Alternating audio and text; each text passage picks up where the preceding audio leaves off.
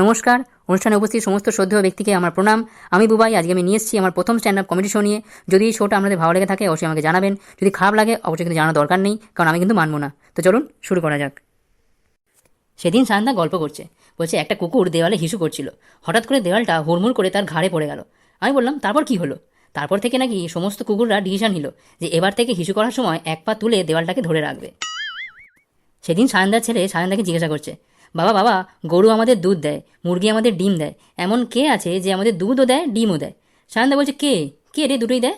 ছেলে বলছে, কেন বাবা? দোকানদার দোকানদার আমাদের দুটোই দেয়। এই সায়নদা একদিন বাইকে করে কিছু বন্ধুকে নিয়ে ঘুরতে গেছে।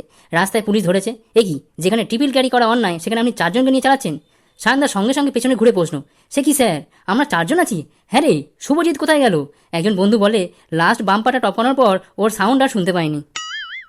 সেদিন সকাল সকাল সায়নদার ড্রিঙ্ক করা নিয়ে তার বউয়ের কি অশান্তি, চিৎকার চেঁচামেচি করছে। সায়নদা তো অবাক, বলে, কি হয়েছেটা কি? সকাল সকাল এত কেন চেল্লাচ্ছ?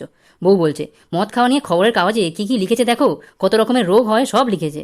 সায়নদা বলছে, সে কি, খবরের কাগজে এসব লিখেছে? কাল থেকে বন্ধ, টোটাল বন্ধ। বউ বলছে, সত্যি কাল থেকে তুমি মদ খাওয়া ছেড়ে দেবে? সায়নদা বলছে, ধুর পাগলি, পাগল নাকি, খবরের কাগজ নেওয়া বন্ধ করে দেবো।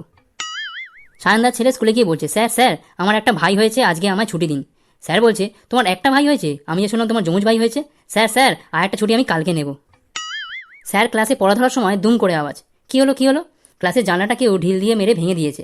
স্যার তো রেগে ফায়ার, রেগে মেগে বললেন, কে রে, কার এত বড় সাহস, ঢিল মেরে জানলা ভাঙছিস? পেছন থেকে কেউ একজন বলে উঠল, স্যার আমার আর কি দোষ, আপনি মাথাটা অমনভাবে সরিয়ে নিলেন কেন? সেদিন হরিদার বাড়ি চোর ঢুকেছে। ঢুকেছে হরিদার বাবার ঘরে ঢুকেছে। ঢুকেই আলমারিটা খোলার চেষ্টা করছে, কিছুতেই পারছে না। এমন সময় হরিদার বাবা ঘুম থেকে জেগে গেছে। খানিকক্ষণ কাণ্ডকলাপ দেখে বলে, তুই এখানে আয়, চাবিটা নিয়ে গিয়ে খোল, এই আলমারি তুই একা খুলতে পারবি না। চোরটা চাবিটা নিতে আসে।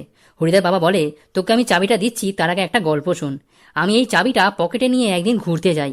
জঙ্গলের পথ হাঁটতে হাঁটতে অনেকটা ভেতরে ঢুকেছি। হঠাৎ পকেটে হাত দিয়ে দেখি চাবিটা নেই। এদিক ওদিক অনেকক্ষণ খুঁজলাম, পেলামই না। চোর বলছে, সে কি, তারপর কি হলো?